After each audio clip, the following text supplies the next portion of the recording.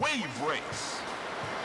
Hi everybody, I'm TheHande here, and here we are doing a little game of WaveRace 64, and I'm gonna go with normal difficulty right now because Select your watercraft. well, I'm looking at this directly through the capture window, and there might be a little bit of a delay. I'm not entirely sure. All right, and I'm gonna take Stewart, because I always play as a Stewart basically in this game. So this game, Welcome to Sunny Beach. this game kind of belongs into a greater, if you will, a tradition of Ready for the first race. Nintendo games, which are the kind of forgotten Nintendo sports titles. This alongside something like Excite Bike, and really most of the Excite series. Okay, maybe I shouldn't have taken the normal because I already already shook the competition. Yeah. Also, yes, I did a little 2 parts of Pilot Wing 64 Let's Play. So this was actually, yeah, WaveRace 64 was one of the Nintendo 64's launch titles. This is not, I'm not playing this on the N64, and you might have noticed this if you looked in the background. You're going to see like advertisements for the Wii and the DS. So I'm playing this on the Wii actually. So this is the Wii re-release. And for the Wii re-release, this is really funny. For the Wii re-release, originally, there you see in the on the walls, where you saw those Wii and the DS advertisements, there used to be advertisements for Kawasaki water scooters, which are these things that they are, you know, using in the WaveRace. So, because when they re-released this, they obviously had a sponsorship with Kawasaki, but then when the re-release happened, that you know, sponsorship deal was no longer on, so they decided to remove those advertisements and replace them with the Wii and the DS advertisements, which is funny because when they re-released this game for a second time on Wii U, Welcome to in the Wii U version, they actually had left the Kawasaki logos on. As also in the title screen, it says sponsored by Kawasaki. So I don't know. Maybe Nintendo realized then later on that, you know, that they didn't own any, or they didn't owe any money to Kawasaki, or maybe they just paid them off. Who knows? They could have probably afforded it too, because the Wii was the best-selling console of its generation. But it's anyway, it's funny. So WaveRace is a series. There's only 3 games in the whole series, and then maybe there's kind of a spiritual succession of it in the Wii Sports series. I think it's the second. Maybe it's in the Wii Sports Resort. I know that Pilot Wings technically has a 3rd game besides Pilot Wings and Pilot Wings 64, and that was Pilot Wings something or other for the DS. But yeah, they never did a full WaveRace game after the GameCube, so I have that game as well, which is WaveRace Blue Storm.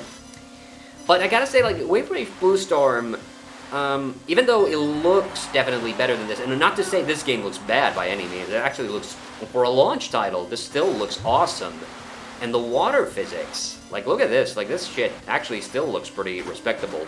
Obviously, everything's a little blocky, so that's the number one thing that people probably notice about it, but, especially A. Stewart's butt. I forget what her first name is. Is it like Anne Stewart, or maybe it's some weird name like Arlene? But no, Stewart, I remember, and also the fat guy, the guy with the duck helmet. Okay, this is going a little too well. I think I should have had a higher difficulty, but I don't want to restart right now because we're about to have my favorite level. Yeah, Mariner, yes. These guys are in the sequel, and Welcome to oh, there's mallards. I love that. Yeah. People probably know that I'm a bird watcher, so, you know, I like birds, but I genuinely, I get the feeling this might have been the one level where the N64 fog actually worked to this level's advantage, because I love this misty view. This is hands down my favorite of the circuits here. Yeah, okay, they're not even giving me much of a fight here, so maybe I'll restart after I've done this. Because this is a little too easy now. But yeah, they had Blue Storm is the second game, and then there weren't any you know, WaveRace games after that. And the original WaveRace, I've never even played that one. That was actually on the Game Boy. Because you know, Excite Bike is another weird one, because the first game was on the NES, and then the second game was on the N64. It was the Excite Bike 64, and it was one of the final games that they ever made for that system. It's kind of a sad one too, because I remember when it came out, because it was kind of like the last goodbye for the N64. There's an old video of mine where I talked about in Europe we didn't have Nintendo Power. We had in Finland we had something called Nintendo News and Nintendo 64 News, and it was you know, it was a magazine, but it was a very light magazine. It was more of a newsletter, honestly, and you know, and don't get me wrong, I liked it. Actually, we don't have too many races because there's fewer races on this difficulty. So you know what? We'll do this, and then we'll bump it up to the highest difficulty level. One thing you can do in Blue Storm, which you can in this, I get the max power. You might have already guessed that means I go faster. It's kind of like the coins in original Super Mario Kart and Mario Kart 8. It's just a speed boost, but in the sequel. You actually, if you pressed Z on this controller. Yeah, I'm actually playing this on a GameCube controller, which is funny. Which is really, if you do play N64 games on the Wii or the Wii U. I mean, on the Wii U, they did have a GameCube controller for it, sort of, but I don't know how compatible it was. But anyway, like, yeah, the GameCube controller was absolutely the best possible controller for N64 games, because the classic controller, you can sort of use that. Oh yeah, but I forgot. Yeah, on the Wii U, you could actually map the buttons. You couldn't on the Wii. So when you had N64 games like this, okay, this might be the first where I failed, because I don't remember if that gate opens. In the harder difficulties on the second lap, that gate opens and you can go through there. Yeah, and also the WaveRace Blue Storm is also a crossover. Well, I guess you could say, like, this game takes place in the same universe as the 1080 snowboarding, which I've actually is one of my least favorite sports games from Nintendo. I honestly don't like it at all. Maybe I'll just play for it just for shits and giggles here. Oh, fuck. Yeah. Alright, finally a challenge. Yeah, it didn't open. You could hear you should have heard the gate sound effect if it had opened. Oh, this is going to be actually very confusing when the highest difficulty is reverse. And I know it looks like I'm doing very well. It's just because I'm on the easiest difficulty. Like, if I was doing this on the really hard difficulty, this game would be kicking my ass till next Tuesday. Yeah, so there's all these characters. Ricky Winterborn, I think, is one of the guys who is on the. But there's other ones from the 1080 snowboarding who are also in Blue Storm, and including, I think, I don't know, one of these guys got like super buff. It might be just Jeter from this game. I don't remember these guys' names, unfortunately. It's really sad. Like, so this game did not survive past the GameCube era. This series did not survive past the GameCube era. Excite Bike did survive because it was brought back on the N64. And because of that, they then brought Excite Truck. They made Excite Truck for the Wii. That's actually one of my favorite Wii games, honestly. And I'm kind of saving it up. At some point, I'm gonna do maybe Metroid Prime 3 for this. Yeah. Oh yeah, and the layout of this track is completely different on the higher difficulties. Like, so this big loop here that I'm making now, this does not exist in the harder versions of this level. You actually turn a lot earlier. Yeah, and you skip, like, there's a whole, like, whirly bit in the middle of this. Yeah, and I think maybe this is the second to last circuit then. But yeah, snowboard games and skateboard games were not really something that I was into back in the day. Like, I didn't really play them, and I didn't really know anybody who had those games. I know they were big, don't get me wrong. Like, I was made very aware of, like, magazines and even, like, some of the TV shows that showcased video games back in those days, because the late 90s was right around the time when, like, video games had become so mainstream that they actually made television programming off of them.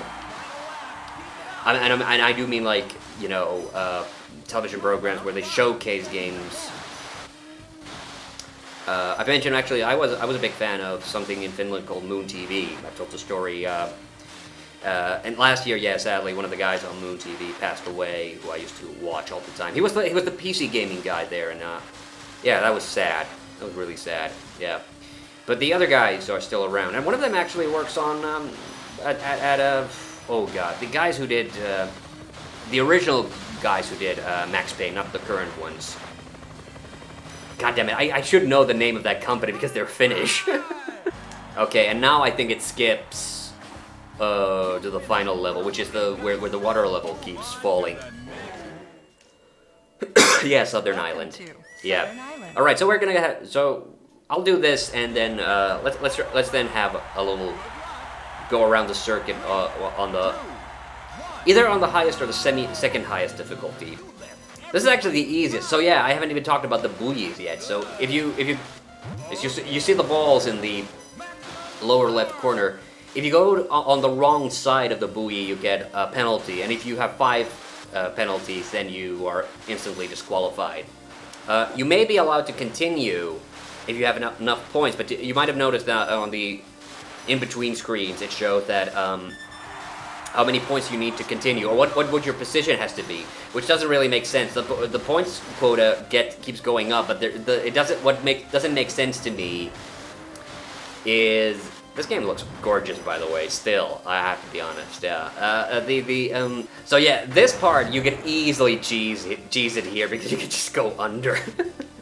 You don't have to go the long way. There's also an orca jumping around there. You might have seen it. You'll definitely see it on the final lap. It seems like those are scripted, that they always just go there during the final trip. It's kind of like the whale in Pilot Wings.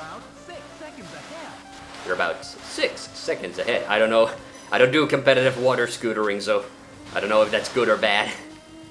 Or I know that's probably good. And Formula 1's, that's pretty good. Alright. Turning into Matthew McConaughey over here. Oh yeah, that's the thing I loved about it. We're gonna now get the podium celebration sequence. But in Excite Bike 64, my favorite thing about that was the fact that it was it played the Excite Bike, the 8-bit music when you got up on the podium. Hey, 42, meaning of life. So that's how much you can get on the next highest difficulty level. It adds another race between the last and second to last that were in this. So it's missing Twilight City or Twilight Town, and then the ice level. But the ice level only comes in the second to last. Oh, it's a DS Lite commercial, and then of course the N64 there though. This is the only place where you get to see the guys' faces. Keep on clapping, fat boy. Congratulations! Oh, it's not in this, but in Mario Golf, the announcer guy. It's actually the exact same voice as in Wii Golf. Okay, we'll do expert. Select your watercraft, please. You're gonna notice now when we get to this first that there's a lot more buoys. They're a lot closer together. Welcome to Sunny Beach. And also, there are these spike balls all over the place. And also, the other contestants are going to be a lot faster. 3, 2, 1. Yeah. Also, I think it gets harder. You might have noticed I got a little boost at the start. I mean, my timing's a bit off, probably because of I'm looking at the capture window. This is the kind of game where there doesn't need to be a whole lot to it, but it is a lot more exciting. Oh yeah, you notice how the guys didn't just... I didn't just leave the guys on the finish line. I mean, the starting line. All right. So I actually have to do somewhat well, and you know, there's a few tracks. I think actually at Drake Lake, there you can easily like kind of cheese by skipping a couple of the last checkpoints. But if you do skip, you also you lose a little bit of the power there at the that's on the lower right. Oh, Jeter fell down. Oh, you gotta be careful about that though. You can actually throw yourself off if we're doing a lot of things. Like I didn't, like it was so easy in the previous races because you know all the checkpoints were, or the buoys were, you know, so far apart. But here, if you turn a little too aggressively, if you get caught up by a wave, or indeed if you run into something, you'll fall off the jet ski, and then oh shit, yeah, and then that happens. Okay, now I went the wrong side of the buoy. But here it's still like possible to recover pretty effectively. Ah, crap! But it was the final lap. Oh wow, wow, that was bad. That was real bad. All right, let's restart the circuits. But if I fail this again, I might have to drop it down a peg. Oh god, it didn't even register to me that it was on the final lap. I fell off the jet ski on the worst possible time. It is 3 laps in it. Did those first 2 laps really just go so fast that it didn't even like register for me? Ah, fucking the Mariner, you fat fuck. Oh god. Yeah, so in a few of these circuits, you definitely will want to cheese by going the wrong side of the buoy, but then you have to recover pretty quickly and get a couple of those buoys in, because then you start losing speed. Okay, I'm gonna let him pass me because otherwise we were gonna glide. Sometimes you have to know when to concede the precision, because I think these guys are gonna fall off just by themselves. Like I don't know for sure, but I do think that the jet skis get faster with each level as well. And certainly the AI gets better. Oh, he fucked up. Oh, good. Okay, number 2. It was. Yeah, I think Hayato or whatever, the Japanese guy. Oh no, it was Jeter. Okay, Hayami is the. Yeah, I think Ryo Hayami is actually in the. Is also in the sequel. But then there's like the little, Ricky Winterborn's the little kid in the in Blue Storm. And also, yes, there's no announcer in Blue Storm. Actually, some of these guys, I don't remember. Maybe D Mariner isn't a racer. Maybe he's somebody's coach. So you have like your own coach, depending on who you're playing as, and they give you instructions. Okay, I don't know what the hell they're doing. Okay, I'm gonna cheat. I'm gonna be a cheater there. Although I remember last time I was playing this, I actually did miss multiple ones of those, and that was bad. Yeah, I gotta give him space there because he was bumping into me.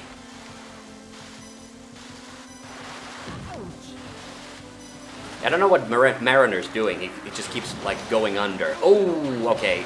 That I did not mean to do that, but my trajectory was so fucked. Oh, okay, that was not fair. They pushed me. Okay, I gotta be careful now. I can't afford to miss any more buoys.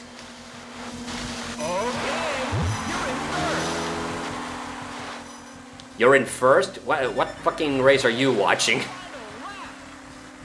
Although I have to say, that is what I love about the announcer voices in old video games, is like when they're totally not like able to follow what's going on. I said this also when I was doing the ISS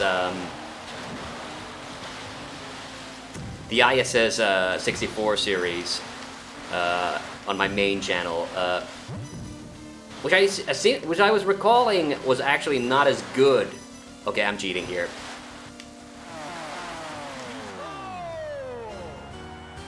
All right.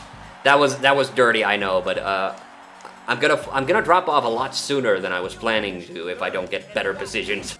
So I could have gotten through if I was 4th, but now I have to be 3rd at least. So yeah, no fucking around. At least we got up to this. Yeah, I'm really rusty. I gotta be honest. Like this is not. I'm a just fucking disgrace, honestly. Not doing at all well. It might have. So if you thought that, if you weren't sure if the game was easier on the easier difficulty, I think that got rid of all suspicions and doubts about that. The thing about the NPCs in this game is that they do not give two fucks about like running into you. Hayami is leading. I think that's Hayami, but I did get them mixed up last time too. You know, Hayami's the blue guy. Because I think Cheater is the one who wears like a sleeveless.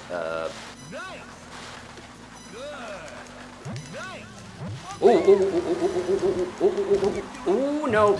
Oh no. Oh no. Come on. Ah, shit. And and missed one buoy because of that. Don't miss anymore. Oh, Jesus. Yeah, Mariner's only 2 seconds behind me. He's gonna catch me up. He's gonna catch up pretty quickly, unless he fucks up. Yeah, because I do think this has a little bit of a rubber band, AI.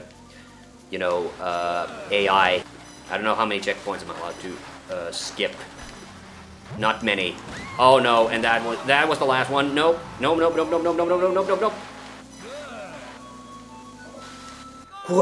Okay, that was way too close. I don't think I'm gonna be finishing this campaign, unfortunately. Ugh. Had to be 3rd or better. I just barely survived that. Bottom of the fucking points pool. Yeah, I gotta be 2nd this time. But now we get to see the gate at least. I think this might be the last race because I have a bad feeling I'm gonna lose. 3, 2, 1. On the 2nd roundabout, there tends to be this huge wave that will let you go through. Well, actually, now it was there. There's sometimes a huge wave there that lets you like get over that little bit of land there. Like Mariner was still at the top of the points, even though he was 2nd actually. Yeah, because I fucked up. Oh no. Yeah, we're way too like close.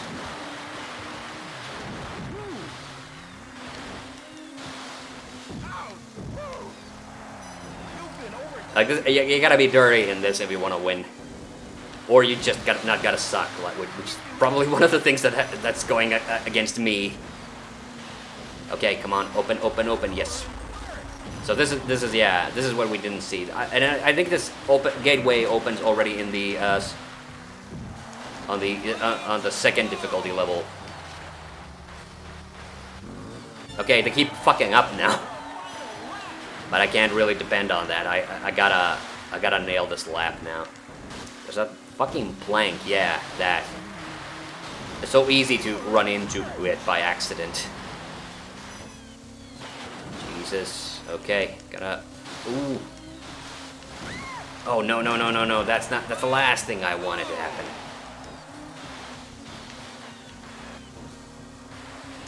Ugh, just barely made it. I think now I'm gonna have to win. No, it's still 2nd place. Alright, there's a slight chance here.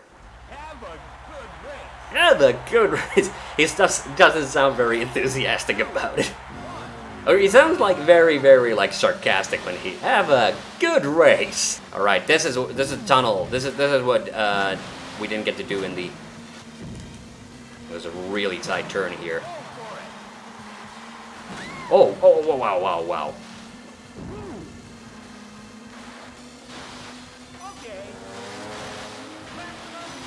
And I don't remember if there's a buoy way out. Oh yeah, and there are way more ramps here, so there's no clean run there. You've been overtaken. Oh no shit. No misses. Beautiful.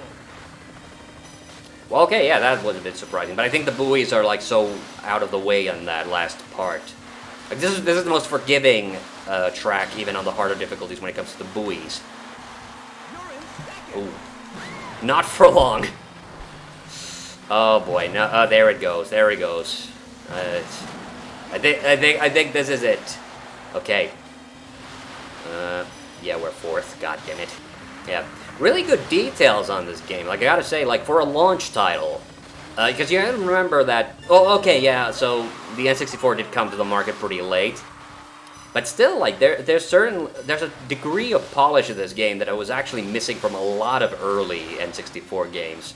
I mean, granted, this was like Nintendo's own game, so you know they knew the technology a bit better than anybody else. So there's that.